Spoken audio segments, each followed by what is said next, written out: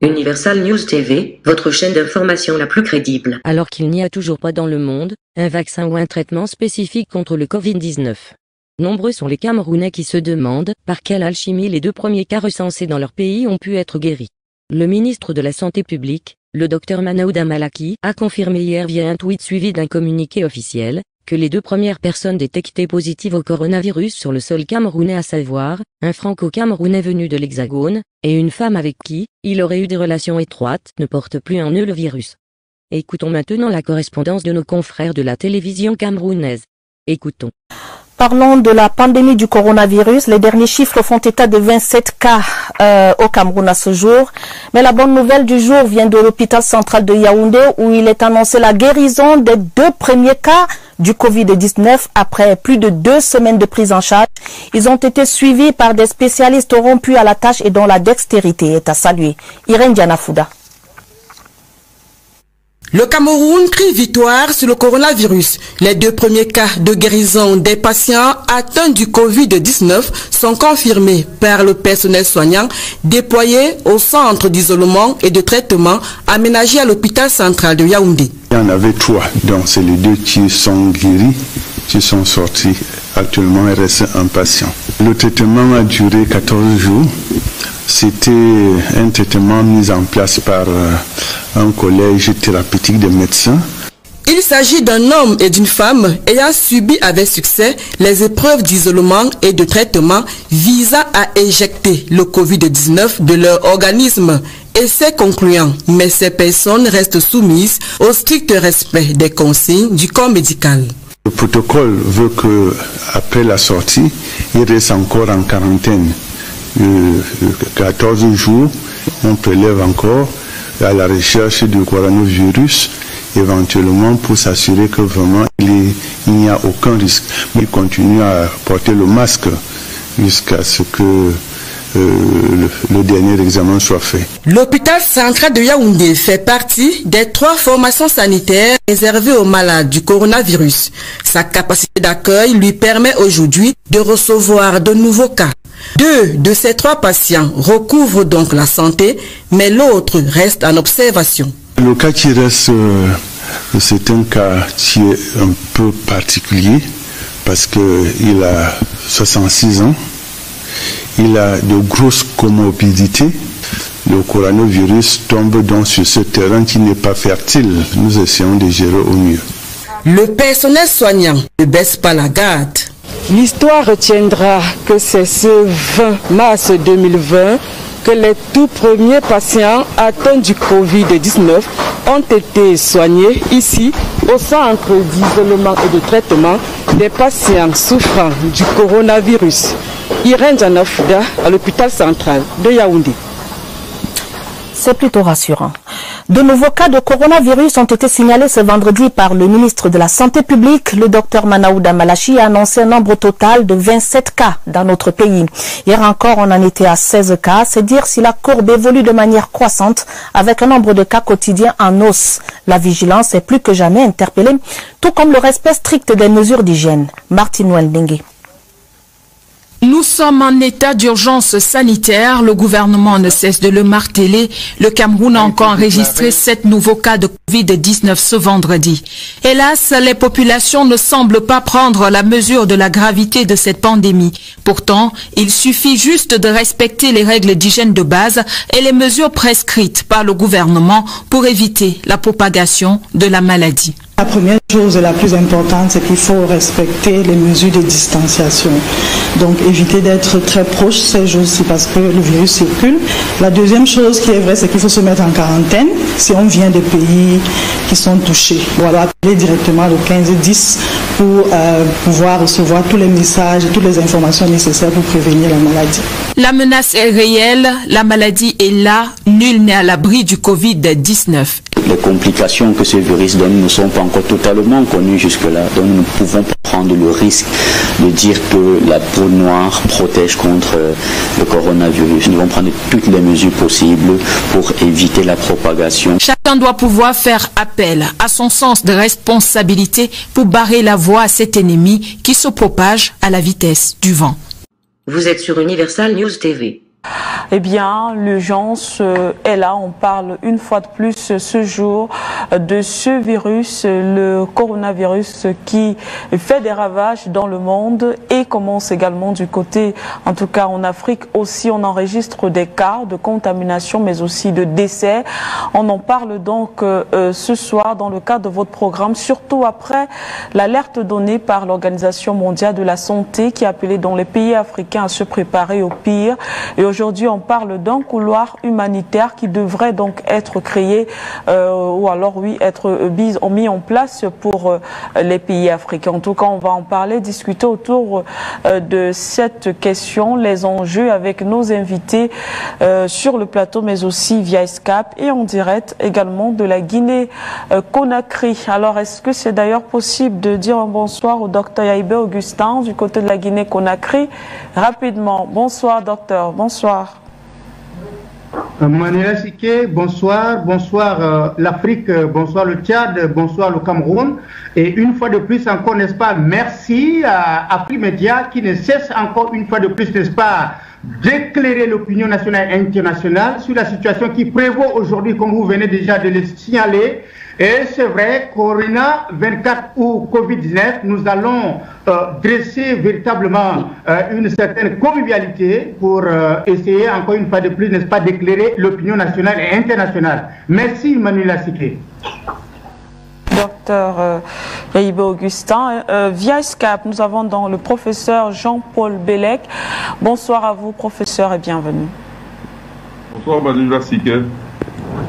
Moi, j'espère aussi apporter un éclairage sur certains aspects et aussi, par mon discours, et celui de nos camarades, inoculer le virus de la science à nos enfants.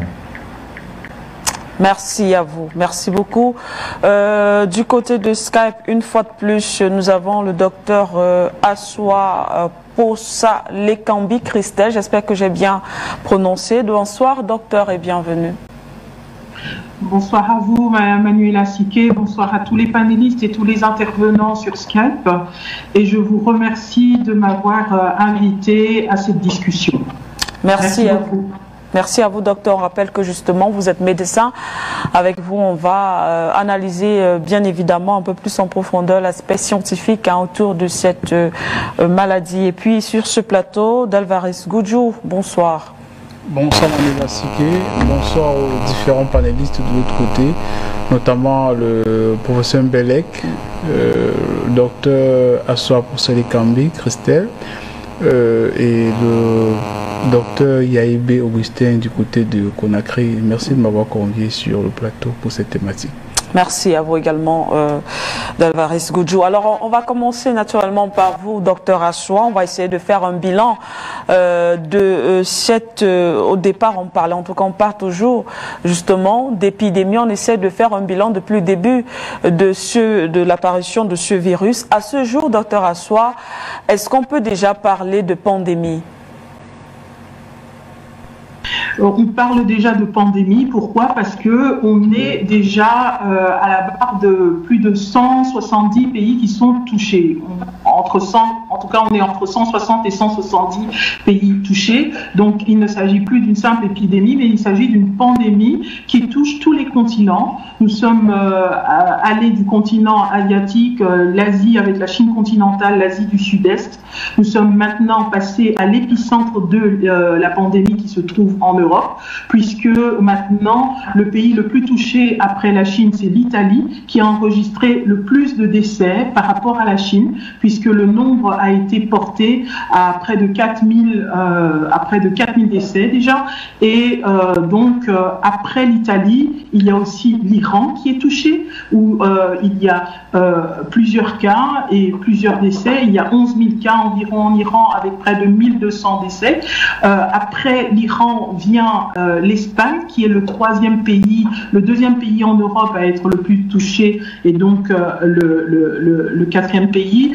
Et bien sûr, continue l'Allemagne, la France, la Belgique. Et je pense que vous suivez toutes les nouvelles où il y a des mesures de prévention qui sont prises. Le continent africain est lui aussi touché, avec moins de cas, certes, mais il y a déjà des morts que l'on note, des cas qui sont un peu plus présents en Afrique du Nord, notamment en Égypte, en Algérie, en Tunisie, au Maroc, en Afrique du Sud, mais aussi en Afrique de chez nous, au Cameroun, au Congo, des cas qui sont un petit peu plus sporadiques, mais qui sont bel et bien présents. Et sachant que le virus est un virus qui se transmet par les voies respiratoires et par contact, donc on considère que la contamination peut se faire de façon très rapide. Avec vous, toujours avec cette alerte qui a été lancée justement par l'OMS qui a demandé, qui appelle l'Afrique à se réveiller et voilà, et parle et pense en tout cas que l'Afrique devrait se préparer au pire. Alors pourquoi, qu'est-ce qui justifie justement cette affirmation de l'Organisation mondiale de la santé sur le plan, on va le dire comme ça, peut-être sanitaire? Pourquoi est-ce que l'Afrique devrait, elle, se préparer au pire? Alors, je vais répondre en ma qualité de médecin et je vais peut-être donner aussi un petit peu mon sentiment en voyant la façon dont les choses s'organisent sur le continent. Déjà, en tant que médecin, comme je l'ai signalé, le Covid-19, qui est la maladie du coronavirus de 2019, et je vous expliquerai un petit peu pour comprendre les différents termes, parce qu'il y a plusieurs termes, il faudrait bien compartimenter et bien comprendre les termes. Donc le Covid-19, qui est la maladie du coronavirus découvert en 2019, provoquée par le SRAS-nCoV-2, a d'abord commencé en Chine continentale, en Asie du Sud-Est qui s'est répandue et est vite venue en Europe. Il faut savoir que quand ça se passait en Chine, avec le lanceur d'alerte, le médecin chinois Liu Yan, qui est malheureusement décédé le 6 février, lorsque l'épidémie a commencé, les gens pensaient que ça allait être confiné, rester au niveau du continent asiatique, même si on se disait qu'il pourrait avoir quelques cas sporadiques sur le continent européen. Les gens ne s'attendaient absolument pas à l'ampleur des dégâts que l'on a aujourd'hui, tout en sachant qu'il y a pourtant des échanges commerciaux, mais surtout des échanges entre les êtres humains par les liaisons aériennes. Je dis ça pourquoi? Parce que on a sous-estimé en fait la virulence de l'agent pathogène et sa propagation rapide. Ce qui fait que le nombre de cas qu'on a pu avoir en Chine, avec plus de 10 000 morts et près de 200 000 cas qui ont été répertoriés, maintenant qu'on le voit en Italie, et vu les mesures qui ont été prises, on considère un petit peu tardivement, mais quand même qui ont été prises au niveau des hôpitaux, au niveau des voies de transport et tout ce qui en suit. C'est juste par prévision, je pense, que l'on se dit l'Afrique devrait s'attendre à avoir une grande épidémie au regard, par comparaison de ce que, du fait qu'on ne s'attendait pas à ce que les choses arrivent ainsi en Europe. Donc on se dit par ricochet que si les mesures ne sont pas prises au temps et en plus connaissant le système de santé déficitaire sur le continent, dans nos pays, alors on prévoit une catastrophe. Maintenant, tout est, je ne dis pas que c'est à relativiser, non, pas du tout, mais il faudrait aussi comprendre les mécanismes de développement de la maladie, il faudrait comprendre les habitudes de vie des Africains, il faudrait comprendre le système de santé en Afrique pour pouvoir arriver à ce genre de conclusion qui, ma foi, n'est pas totalement fausse, même si on ne peut pas prédire exactement l'avenir et l'évolution d'une épidémie, l'évolution en fait de propagation d'un agent pathogène. Bravo, docteur Assoua, merci déjà d'avoir planté le décor. On poursuit tout de même via Skype, cette fois-ci avec vous, professeur Bélec, avec cette affirmation, en tout cas, cet appel de l'OMS, l'Afrique devrait se préparer au pire. Le docteur Assouar a apporté quelques explications qui pourraient justement justifier ces affirmations. On devrait se préparer à une catastrophe du côté du continent noir. Alors, professeur Bélec, comment est-ce que vous appréhendez ou encore comment est-ce que vous analysez non seulement ces propos au vu déjà des mesures qui sont prises ici en Afrique par les pays, par les États africains? Est-ce que selon vous c'est suffisant? Doit-on renforcer ces mesures? Votre analyse là-dessus? Merci Manuela Siké. Au fait, je dis bonjour aussi à mes co-panélistes, à Davaris Boudjou et à tous les téléspectateurs qui nous écoutent. Je trouve que c'est très maladroit de la part de l'OMS, mais ça ne m'étonne pas. C'est une institution qui est reconnue comme corrompue, de toute façon.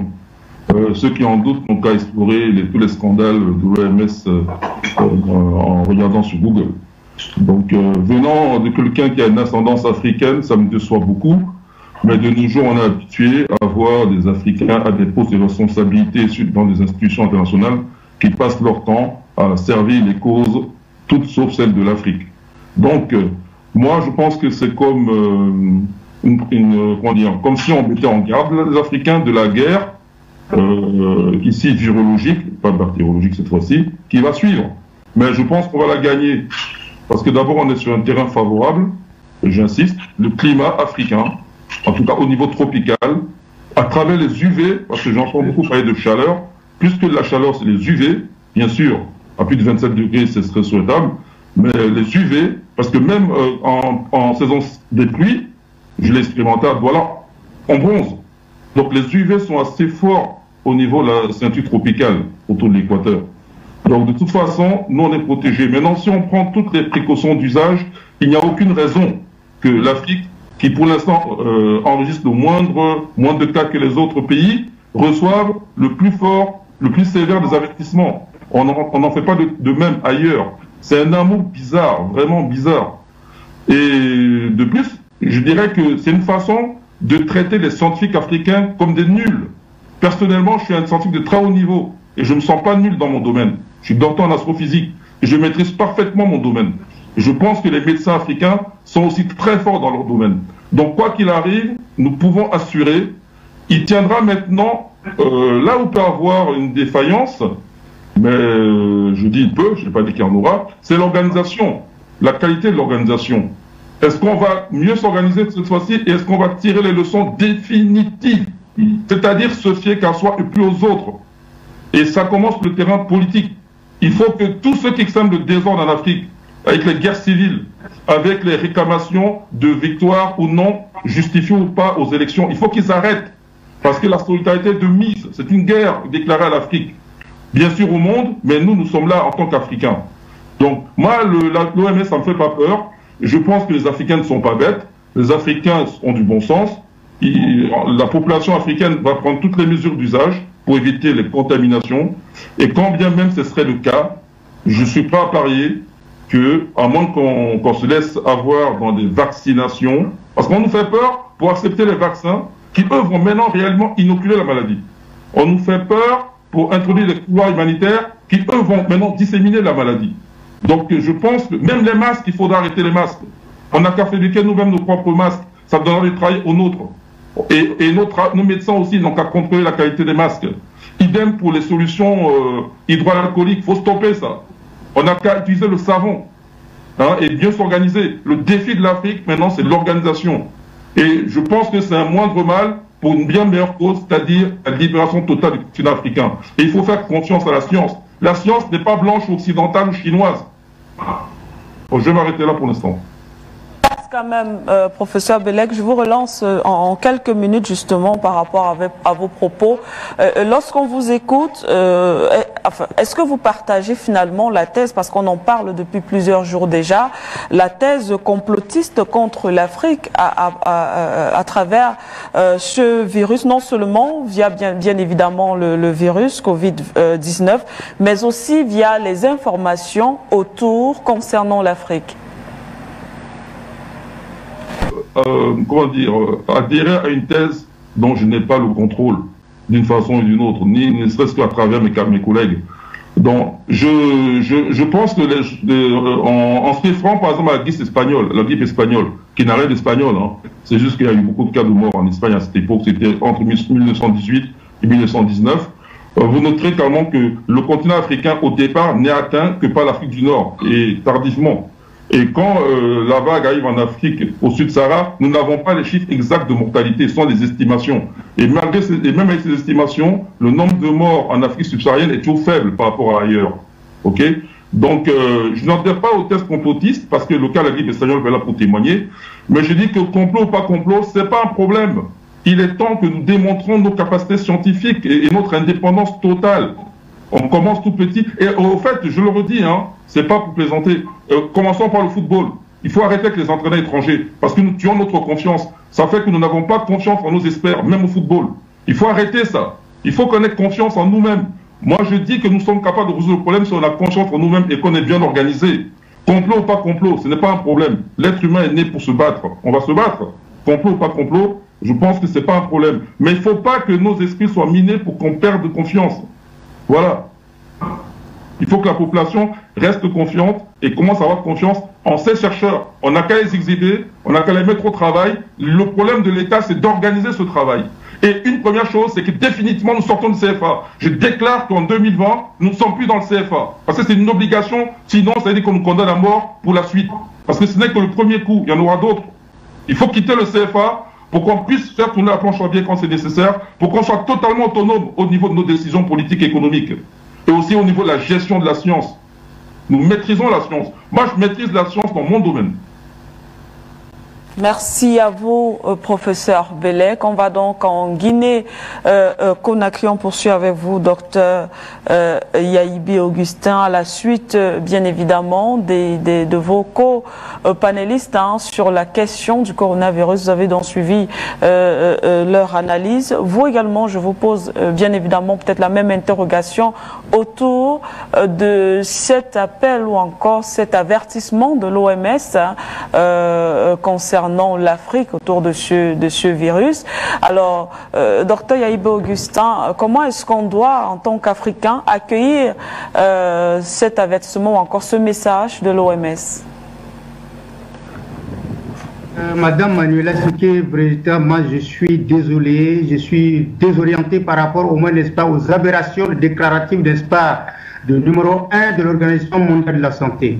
D'abord, il faut reconnaître que sa sortie médiatique pour moi est sans scrupule. Parce que tout simplement, parce que c'est comme si c'est une organisation. C'est comme s'il savait exactement qu'en réalité, ces virus doivent être orientés plutôt, n'est-ce pas, en Afrique. C'est pourquoi il a dit, en réalité, nous devons nous préparer. Mais préparer de quoi? Parce que nous, les Africains, nous sommes déjà immunisés. Parce qu'il faut reconnaître qu'en réalité, le virus Corona n'a pas commencé en 2019 pour moi, parce qu'il faut revenir à peu près en arrière, en 2002, en 2003. Je suis conscient parce que j'ai lu dans quelques documents où Corona 3 avait commencé plutôt, n'est-ce pas, du côté du Canada, et on a orienté ces virus-là du côté, c'est-à-dire on a créé et on a déposé cela quelque part, en France plus précisément. Et lorsque le temps et timing était venu pour faire en sorte, pour exploser ces virus, et ils ont commencé à expérimenter ces virus-là du côté de la Chine. Et en réalité, pourquoi la Chine aujourd'hui n'arrive pas à parler? Et je tiens à vous informer que la Chine vient de mettre fin à coronavirus en Chine, et ils ont déployé leur technicité, leur capacité encore pour revenir en aide en Italie, où les médecins chinois se retrouvent du côté de l'Italie pour essayer, n'est-ce pas, de les porter main forte. Mais au regard de ce qui précède, lorsque nous regardons précisément en Afrique, le panéliste vient de dire il y avait au moins, n'est-ce pas, les décès en Afrique. À mon point connaissant, je ne crois pas qu'il y a actuellement encore, une fois de plus, un décès en Afrique. Je reconnais une seule chose, je l'ai appris sur les médias, qu'en réalité, il y avait un cas avéré qui venait, n'est-ce pas, du côté de Burkina Faso. Mais si on analysait profondément, je tiens ici à vous informer que la députée qui est décédée au niveau de Burkina Faso n'est pas véritablement morte du coronavirus. Je suis convaincu qu'il y a de certaines maladies où elle est décédée de cela. Je suis dépassé par les événements auxquels nous, les Africains, nous sommes en train de subir. Les Occidentaux, nous l'avions dit, les Occidentaux ne sont que là pour ternir nos images, ils ne viennent que là pour prendre ce que nous avons. L'Occident n'a rien. Imaginez Madame Manuela Siké, les poules, quand ils sont malades, ils se nourrissent de quoi? De la nature où ils sont. Nous aussi, les Africains, qu'est-ce que nous faisons? Nous nous nourrissons, n'est-ce pas, de la nature auquel nous sommes venus. Le professeur vient de parler de quelque chose de très important. Où est en réalité les médecins, les scientifiques, les chercheurs dans le continent africain? C'est là la position aujourd'hui nous devons au moins, n'est-ce pas, prendre. Parce que je suis convaincu, si l'Afrique se met debout pour des recherches scientifiques, je suis convaincu, nous allons booster très loin toutes les exhalations que les Occidentaux viennent envoyer chez nous. Vous savez que l'Afrique est devenue un dépôt de tout. On nous dépose tout. C'est la poubelle. Tout est déposé, n'est-ce pas, sur le camp de l'Afrique. On doit rejeter ça automatiquement en Occident. Je propose ceci. Il faudrait que l'Afrique s'unisse et organise au sein de l'OUAS, l'Organisation de l'Unité africaine pour la santé. Et ça pourrait, une fois de plus, n'est-ce pas, donner la chance aux Africains d'aller plus loin.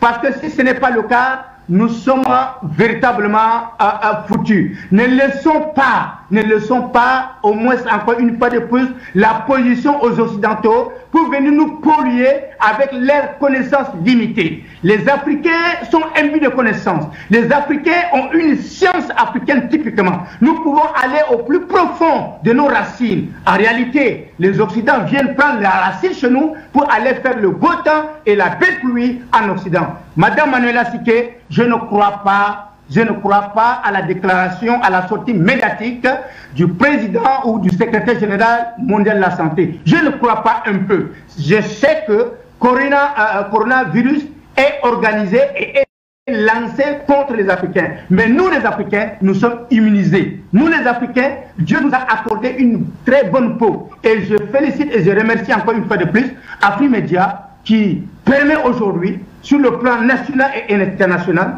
de dire aux Occidentaux, nous les Africains, nous sommes prêts et que rien ne peut arriver dans notre continent. Sur 170, on vient de dire, et je sais que le monde contient 195 pays, cela veut dire il y a 25 pays qui ne sont pas atteints par ce virus.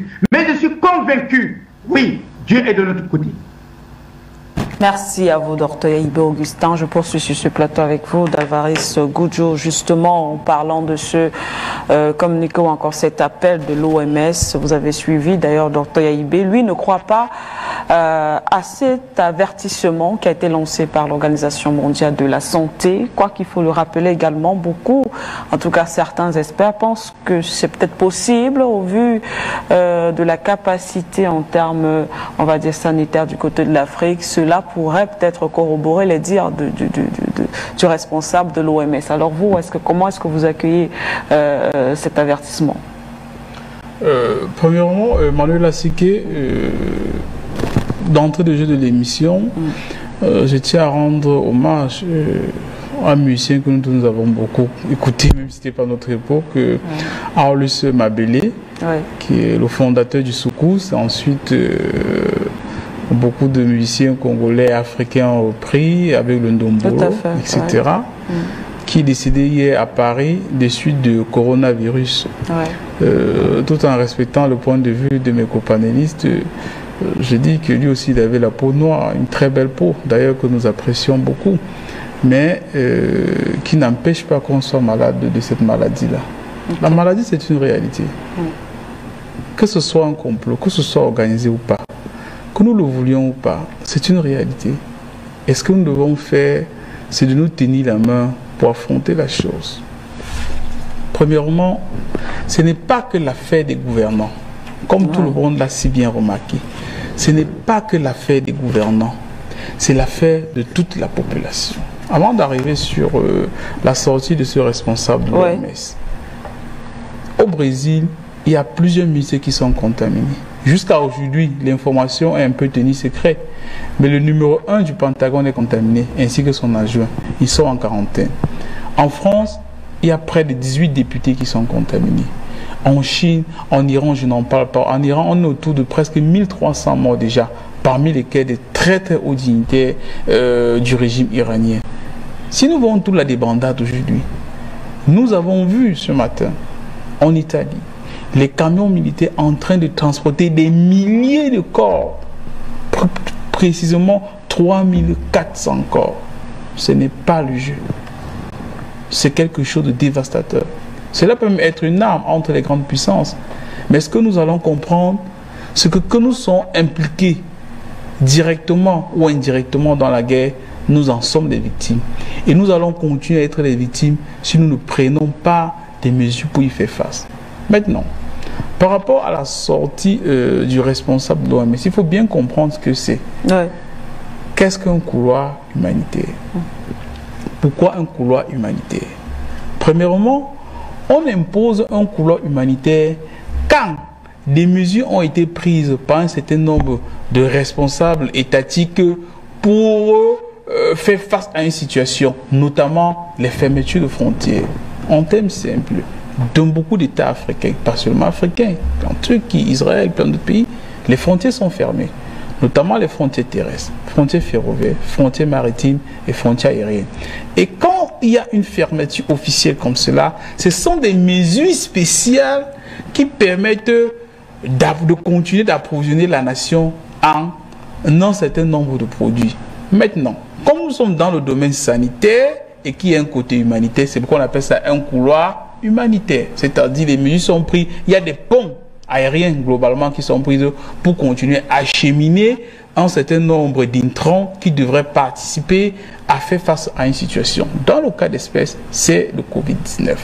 Quels sont ces intrants? Nous avons, entre autres, les médicaments, peut-être pour faire face à la maladie. Nous avons, entre autres, des appareils pour faire face à la maladie, etc., etc., etc. Mais maintenant, pourquoi ce n'est que sur le continent africain que certaines personnes estiment qu'on devrait mettre sur le terrain un couloir humanitaire? Cela devrait nous faire réfléchir. Mais maintenant, au-delà, les couloirs humanitaires qui ont été mis dans le passé, quels ont été les impacts positifs ou négatifs, jusque dans notre passé?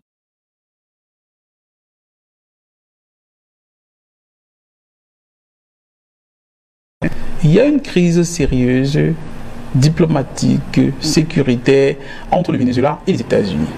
Et le Venezuela a pris les dispositions, les États-Unis ont pris les dispositions pour dire qu'il y a une grande crise au Venezuela, des gens ne parviennent plus à manger, etc., etc.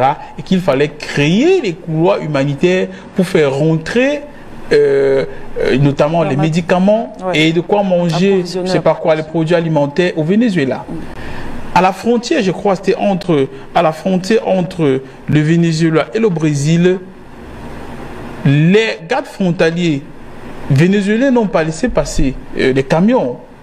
Ils ont même attaqué certains de ces camions. Et quand on a cassé les conteneurs de ces camions, on s'est rendu compte à l'intérieur, il y avait des armes à l'intérieur, il y avait des masques, il y avait tout ce qui peut blesser. En fait, ça n'avait rien à voir avec les produits alimentaires qu'officiellement été dit.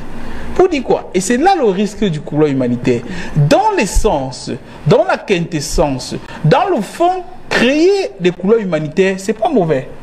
Si le point d'acheminement des produits ou des intrants ne dispose pas des infrastructures ou des intrants nécessaires pour faire face à une situation, notamment la pandémie à laquelle nous sommes en train de faire face, le Covid-19.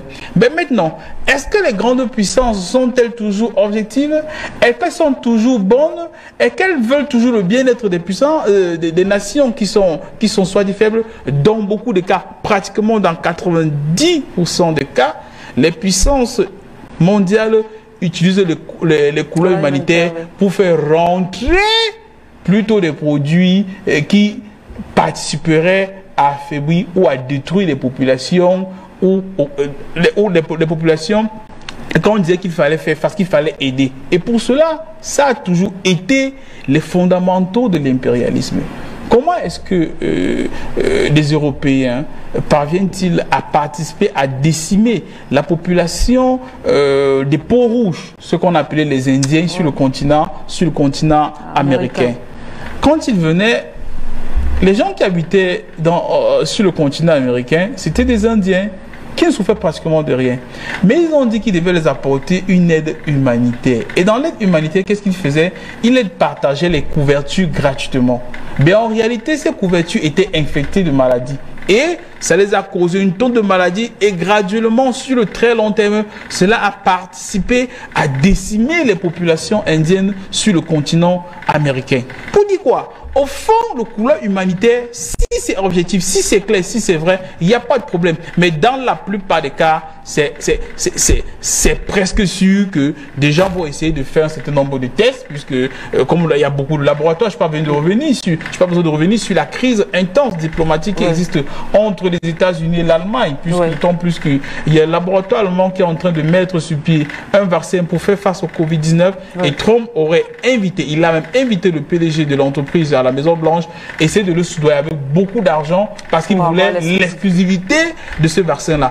Et dès lors, depuis, on cherche le directeur général, le PDG de cette entreprise, on ne le voit, on a comme impression qu'il a pris les formules pour travailler les Américains. Vous voyez, si entre même des puissances, entre l'Allemagne qui est un des meilleurs alliés des États-Unis en Europe, vous savez, l'Allemagne dispose de têtes nucléaires américaines, pratiquement les bases nucléaires américains sur son territoire, et que les États-Unis puissent être si cyniques, si méchants avec elle, je ne crois pas que c'est avec des petites nations africaines comme nous où ces grandes puissances vont essayer de mettre en branle leur magnanimité. Donc pour dire que dans le principe, le couloir humanitaire, quand il est clair, quand il est objectif, c'est une bonne chose, mais l'histoire nous enseigne que les grandes puissances ont utilisé le couloir humanitaire pour atteindre d'autres objectifs. J'ai quand même envie de vous demander justement qu'est-ce qu'il faudrait donc peut-être faire, parce que là, comme vous le dites, c'est important si justement c'est objectif, mais comment savoir que voilà, ce couloir humanitaire a été réellement mis sur pied pour le bien-être de la population? Peut-être cela interpelle peut-être les pouvoirs publics. Oui, premièrement, à plusieurs niveaux. Dans la plupart, premièrement, j'ai dit, nous sommes en train de faire face à un virus. Dans la plupart de nos nations, et notre ami le professeur Mbelek a bien fait de le souligner, nous avons des scientifiques qui sont compétents. Nous avons les instituts de recherche. Je dis, dans presque tous les 54 États du continent africain, nous avons des instituts de recherche. Que font ces instituts de recherche? Quels sont les résultats? Jusqu'à présent, je n'ai pas encore... Le Sénégal a fait un travail important et les résultats ont été acheminés en Chine et testés avec les résultats probants. Que font les chercheurs au Cameroun? Que font-ils au Gabon? Que font-ils dans d'autres pays? Parce que nous sommes en train de faire face à une maladie. On ne doit pas à tout moment croiser les bras et attendre que les autres nous aident. Ils vont profiter de cette aide, entre guillemets, pour nous détruire. Tout le monde le sait. Nous avons bien remarqué que, et vous avez bien fait de le souligner, depuis hier, la ville où on a découvert le patient zéro, notamment Wuhan en Chine, il n'y a pas eu de détection de nouveaux cas. Tout à fait. Jusqu'à aujourd'hui, il n'y a pas de nouveaux cas. Tout à fait. Mais ce qu'on oublie toujours de souligner, c'est que une bonne partie des milliers de Chinois qui ont été contaminés ont été soignés avec un produit qui vient de Cuba. Ce sont des médecins cubains avec des recherches cubaines qui viennent avec. Or, quand vous voyez les conditions dans lesquelles les chercheurs cubains travaillent, les revenus des Cubains ne sont pas les plus élevés que les revenus des Camerounais. Ils sont soumis à un embargo également. Depuis 60 ans, Cuba est sous embargo total. Mais cela n'empêche qu'ils travaillent dur pour avoir un système sanitaire sérieux. Pour dire quoi? Pour dire que nous avons des ressources sur le continent africain, notamment humaines, extrêmement importantes, mais au-delà de ces ressources-là, et ça c'est la particularité du continent africain, c'est que nous avons une pharmacopée qui est extrêmement importante. Si nous voyons même sur Internet, il y a de plus en plus de petites suggestions qui sont faites. Il y a tel produit que vous pourrez utiliser, il y a tel produit. Mais est-ce que nos chercheurs analysent cela? Est-ce que nos chercheurs essaient de voir dans quelle mesure ces éléments peuvent-ils nous aider à faire face à la maladie? Je suis convaincu à 100% que dans la pharmacopée africaine, il y a des éléments que l'on peut utiliser pour faire face à la maladie. Mais si nous mettons tout cela de côté, attendons juste des couloirs humanitaires de l'étranger, je crains que le remède qui va venir de l'étranger, entre guillemets, soit plus dangereux que le mal. Merci à vous, Dalvaris Goudjou. Vous êtes sur Universal News TV. Sur la récente actualité, notamment le coronavirus, il faut le dire, est sorti dans des laboratoires chinois depuis décembre 2019. Le coronavirus continue d'ailleurs sa marche en véritable prédateur et les pays africains ne sont pas du tout en laisse. Il y a au moins 34 déjà qui subissent déjà les affres d'un virus assez capricieux, on va le dire ainsi. Quelle est donc la raison de ce virus? De toute façon, l'Organisation mondiale de la santé demande à l'Afrique d'ouvrir les couloirs humanitaires. Qu'en est-il exactement? Nous essayons de comprendre sur ce plateau avec notre invité du jour, je voudrais dire notre expert en la matière, Patrice Apak. Bonjour et bienvenue donc ce matin sur la Ligne Rouge. Bonjour Raoul Pépin, Bena, ravi de vous retrouver sur ces plateaux au moment où justement le coronavirus a domestiqué les choux gras de l'opinion et de l'actualité sur la scène internationale. Bonjour à l'Afrique, bonjour au monde et bonjour bien évidemment aux techniciens qui vont toujours être exacts au rendez-vous de l'histoire. Et c'est toujours exaltant de se retrouver là pour essayer d'éventrer les entrailles de ce mensonge systémique sur le continent africain, parce que nous devons toujours rappeler que nous sommes en face de la troisième et dernière guerre mondiale qui a pour objectif spécifique la disparition de l'Afrique sur la scène internationale. On va dire que le Tchad porte déjà son premier cas, montant donc ainsi à 35 pays africains déjà sous la botte du coronavirus. Alors Patrick Sapak, c'est quand même assez difficile ça, entendre des nouvelles de ce genre. On se demande bien si l'Afrique a bien les moyens de freiner cette affaire. Absolument, l'Afrique a les moyens de freiner ce type de nébuleuse. Les moyens psychologiques peuvent être ceux qu'il faut décrier, parce que vous savez que la conscience internationale a toujours pensé que l'Afrique devait rester à la traîne et qu'elle n'était pas suffisamment avertie sur les questions du développement et des progrès technologiques. Et donc, c'est ici qu'ils circonscrivent la peur et l'inquiétude par rapport à la capacité africaine de gérer ce type de nébuleuse. Mais je répète que dès qu'on s'est mis au-delà de cet aspect psychologique, eh bien l'Afrique a tous les substrats pour tenir face à tout type de nébuleuses créées et fabriquées par ces bandits internationaux. Je note que lorsque vous parlez du Tchad, il y a au Burkina Faso avec Marie-Rose Compaoré qui a perdu la vie, deuxième vice-présidente. Je note qu'elle elle souffrait depuis une vingtaine d'années de diabète. Et donc, lorsque vous avez une dame comme celle-là qui avait une maladie précédente qui était en train de la tourmenter, eh bien, c'est très facile justement d'attribuer un décès à cette nébuleuse pour essayer de crédibiliser quelque chose qui a du mal à être digeste dans l'opinion de ceux qui ont des cerveaux bien disciplinés. Et donc, nous sommes à 15 morts au niveau du Sahel, 5 en Algérie, 5 en Égypte, vous avez 1 au Soudan, 2 au Maroc. Et donc, vous voyez que l'Afrique au sud du Sahara n'a pas de problème, à part ce décès que je viens d'indiquer, avec la pathologie qu'elle a développée, notamment par rapport au diabète, depuis pratiquement 20 ans aujourd'hui. Donc, il y a fort à parier que l'Afrique a tous les moyens, justement, et tous les substrats surtout, comme je l'indiquais tout à l'heure, pour gérer tout type de fléau créé par les fins limites de ce banditisme international. D'ailleurs, en Guinée-Conakry, il faut le rappeler, un malade est sorti totalement guéri de ce coronavirus. Au Cameroun, même d'ailleurs, le ministre de la Santé a annoncé 2 cas similaires qui sont rentrés chez eux après 2 semaines d'observation dans un hôpital de Yaoundé. Mais alors, Patrick Sapak, c'est déjà pratiquement près de 7400 morts. L'Italie rencontre à lui seul 3900 décédés, il faut le dire, passant même devant la Chine où la maladie a été détectée, on va le dire ainsi.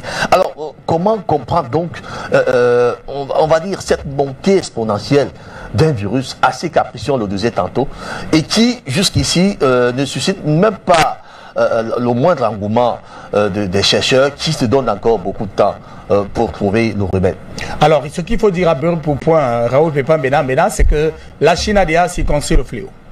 La Chine a circonscrit le fléau.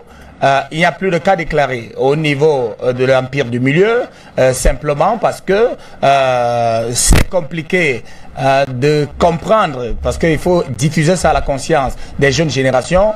Alors, la Chine est partie avec ce problème-là, et l'Italie était le premier pays européen à jeter l'anathème sur la Chine en signalant que la Chine devrait géré son problème là-bas. Elle a même fermé les frontières. Il y a beaucoup de pays au niveau de l'Union européenne qui ont fermé leurs frontières à la Chine. Et puis, la Chine a bénéficié, il faut le dire, devant le monde entier, que bénéficiait de l'appui sur le plan de l'assistance technique par la Russie et par le Cuba, et les deux pays qui n'ont enregistré aucun cas justement autour de ce virus-là. Jusqu'ici, il faut le dire. Jusqu'ici, et vous pouvez croire, Raoul Pépin Béna, qu'aucun cas ne sera détecté ni au Cuba, ni en Russie, parce que eux, dès que cette nébuleuse a commencé et qu'ils sont très au fait de ce banditisme international, eh bien, ils ont bloqué leurs frontières pour que personne n'entre là-bas. C'est pour ça qu'aucun cas n'a été déclaré dans ces deux pays qui sont dans la logique de la révolution internationale et qui font le contrepoids, justement, à l'extraversion américaine et occidentale sur le levier des économies mondiales. Et donc, la Chine est partie dans ce que j'indiquais en début de semaine d'un conflit sur le plan géoéconomique avec les États-Unis, c'est-à-dire que vous avez les pôles d'échange secondaires, un ensemble de pays qui ont le même type de structure économique et donc le même type d'échanges internationaux. Et aujourd'hui, vous avez, ils continuent de penser, je pense notamment aux États-Unis, continuent de ventiler au monde entier qu'il y a le premier pôle d'échange secondaire qui est habité par les États-Unis, l'Allemagne et le Japon, qui font les 2 tiers de la production mondiale, alors que la Chine est passée devant tout le monde dans la production. Et d'ailleurs, le premier marché américain se situe en Chine. Mais la Chine continue de rester dans le 3e pôle d'échange secondaire. C'est parce que vous avez le 2e qui est celui des pays développés, c'est-à-dire vous retrouvez le Canada, l'Angleterre, l'Italie même, la France, etc.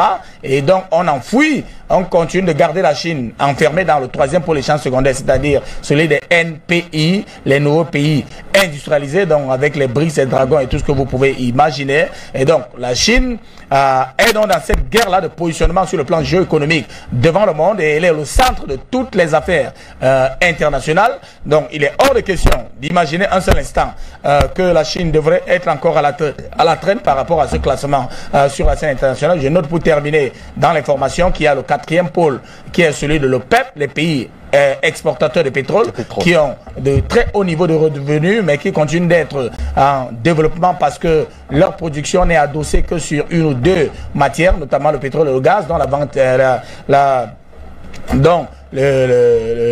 au niveau de la scène internationale, il y a beaucoup de volatilité, donc on n'a pas de stabilité à ce niveau-là. Donc, au moment où il y a une secousse justement inflationniste sur le plan des prix sur la scène internationale, eh bien, ces pays commencent à avoir tous les problèmes. C'est pour ça qu'on continue de loger au niveau des pays en développement, même si le niveau de revenu est très élevé là-bas. Maintenant, vous avez en 5e place, Raoul Pépin Béna, les PMA, les pays les moins avancés, où se situent en très bonne place la plupart des pays africains, notamment tous les pays d'Afrique francophone. Et donc, la Chine, pour revenir, ça c'était pour l'information totale et complète sur ces pôles d'échange secondaires. La Chine est donc enfouie par les États-Unis et les autres qui ne sont pas d'accord avec sa progression et son évolution, gardée au 3e pôle d'échange secondaire. Et là, la Chine vient de bomber le torse et vient de circonscrire ce fléau. Et donc, si on a donc circonscrit le fléau, ça veut dire qu'il y a déjà l'antidote, Raoul Pépin Béna.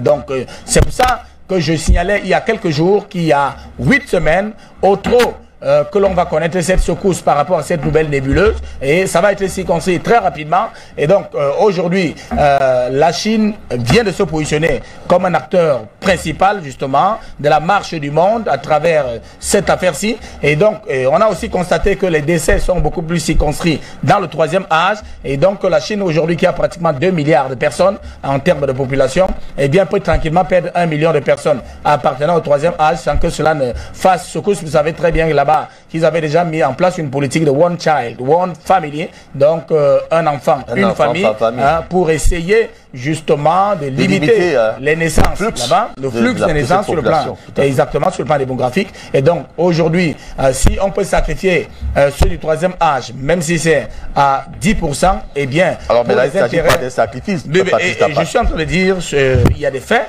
mais il y a la vérité des faits. Donc ils peuvent rentrer dans cette logique-là, et il est fort probable qu'ils qu'ils soient rentrés là-dedans, mais ils ont quand même déjà ramassé les dividendes économiques, notamment en termes de positionnement, qu'ils avaient espéré. Et donc, pour parler de l'Afrique dans ce chantier-là, je signalais qu'on a tous les substrats ici pour ne pas s'inquiéter outre mesure, parce que certainement vous allez nous balader dans la sortie de ce patron de l'OMS qui est venu signaler que l'Afrique devrait s'inquiéter. Voilà, donc il y a tout ce micmac-là qui entraîne la secousse internationale et qui bouscule justement les certitudes établies sur le plan de l'économie mondiale. Donc, vous devez comprendre que c'est une guerre géostratégique, géoéconomique et géopolitique qui oppose la Chine, les États-Unis et maintenant l'Union européenne devient la détente qui reçoit tous les boulets, notamment l'Italie qui a le plus de morts dans ce chantier-là parce qu'ils avaient cru qu'il fallait rester sur place